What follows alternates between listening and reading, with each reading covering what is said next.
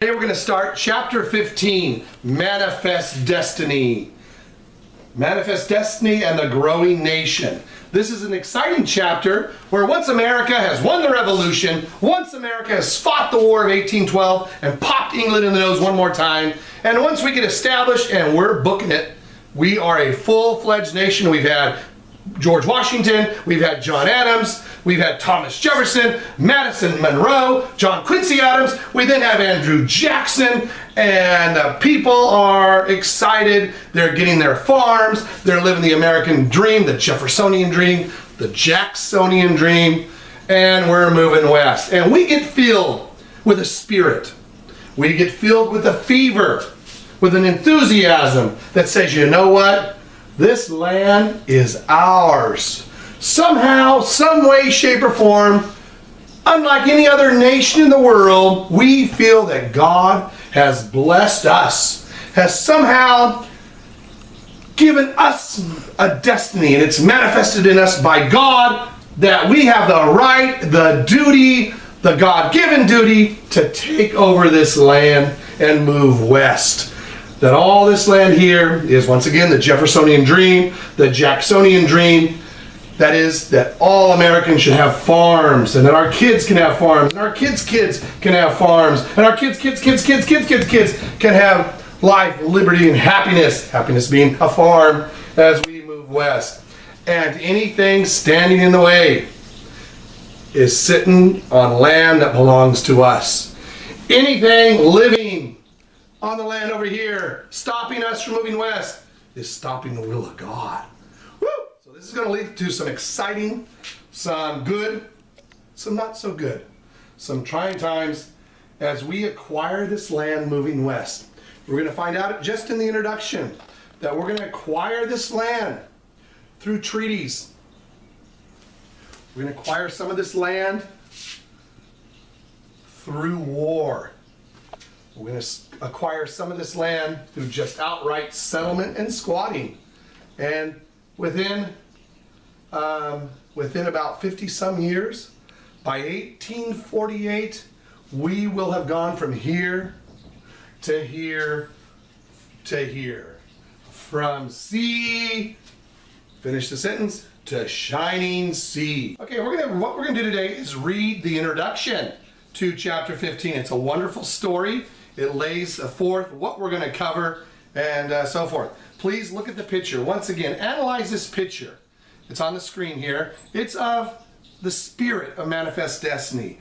That angel, that spirit, represents our manifest destiny, our dream. It represents America moving west. It represents America's dreams and aspirations and that fever that affected the nation for a good solid 50 years. And that is, this land belongs to us. We're going to rollerblade right over it. Take a look at that picture again. What is that angel holding? What is America holding there? If you look at, she's holding a book. Yeah. She's holding what looks like the telegraph. That's our technology. Okay. Like a remote control. Never leave the couch without it. She's holding a book.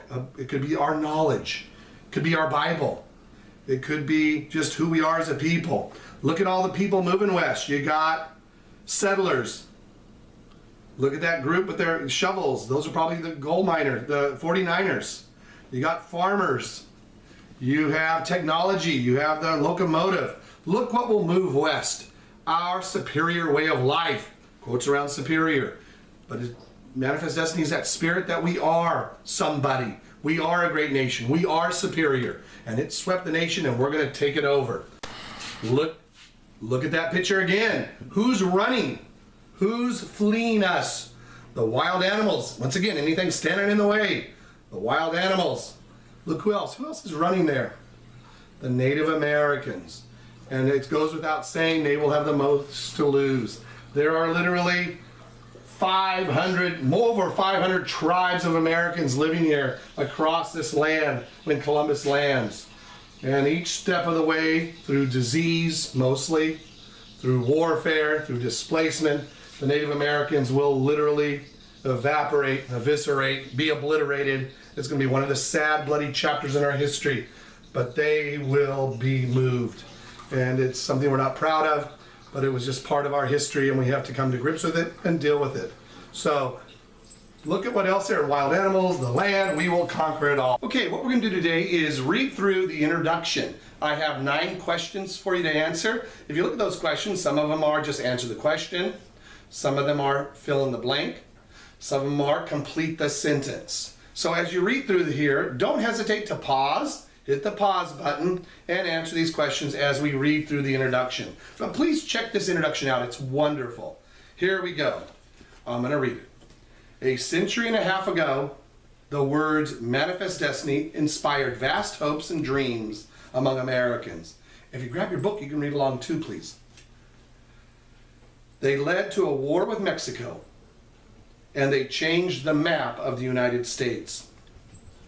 The phrase manifest destiny means obvious fate. It was coined in 1845 by John O'Sullivan, a New York newspaperman. O'Sullivan wrote that it was America's manifest destiny to overspread and to possess the whole of the continent. Looking at the land beyond the Rocky Mountains, he argued that the God of nature and nations has marked it for our own. The fact that Great Britain claimed part of this land, a huge territory known as Oregon, made no difference to O'Sullivan. After all, the United States had stood up to Britain, not only in the American Revolution, but also, as it says here, in the War of 1812, and survived. Nor was O'Sullivan impressed by Mexico's claim to much of the West. Like many Americans, he believed that America had a duty to extend the blessings of democracy to new lands and peoples. Now listen to this part here. It was God's plan, he wrote, for Americans to expand their, quote, great experiment with liberty. When Americans began their great experiment in 1776, the idea that the United States might one day spread across the continent seemed an impossible dream. By 1848, however, the dream was a reality. In this chapter, you will learn how the United States tripled its size in little more than a single lifetime.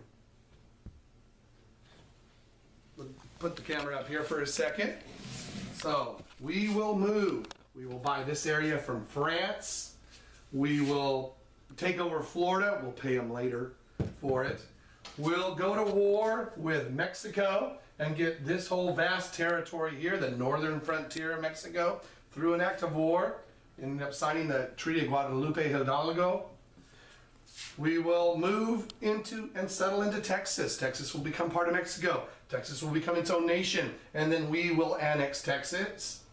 And then we'll take the Oregon Territory eventually. Once again, in these territories are literally thousands of English, Mexican, Spanish, some French people living here. Once again, most importantly, the Native Americans, all through this region.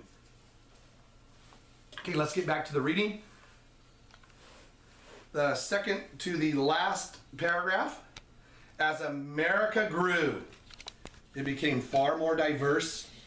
Its new territories were home to many native peoples, as well as settlers from France, Spain, Mexico, and even other countries.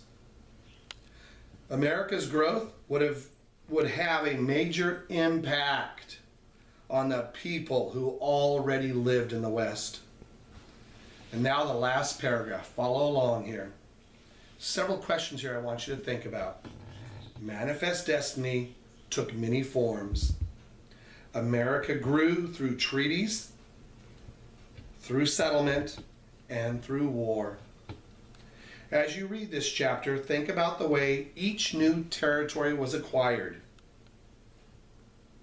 Was O'Sullivan right that this expansion was a matter of our destiny? Or was it a matter of diplomacy? Or sometimes dishonorable dealings? Could Americans have made different decisions along the way? Now, as you go through this chapter, page through it and look at the growth here, section by section. 15.2, we acquired the Louisiana Purchase, doubling the size of our country. If you see that in 1502, get the camera up here for a minute. All of this area here, this whole swath of area here. Turn the page and you'll see how we acquired Florida. How we acquired Florida with Andrew Jackson. Turn the page, you see the next page there, 815.4, Texas. So go through the pages here with me. And the Alamo, Great Alamo story comes from there. Goes on a long ways. Turn the page, there's Davy Crockett. And then you see the Oregon Territory. The Oregon Territory, all the Oregon settlers that moved west. And then we'll end with the War of Mexico, where we end up acquiring California, Nevada, Colorado, parts of Utah, Arizona, Nuevo Mexico, and all of this area here becoming part of the United States. So now let's get to the questions. I'm going to have these questions displayed prominently. Take a few moments, pause it for a moment. I'm going to show you different pictures as we go along here. Check these out, and some music even. So get to work, and I'll see you back in class. Good night. Okay, let's go put that on the spreadsheet. Let's go, Bubba. Now it's production time.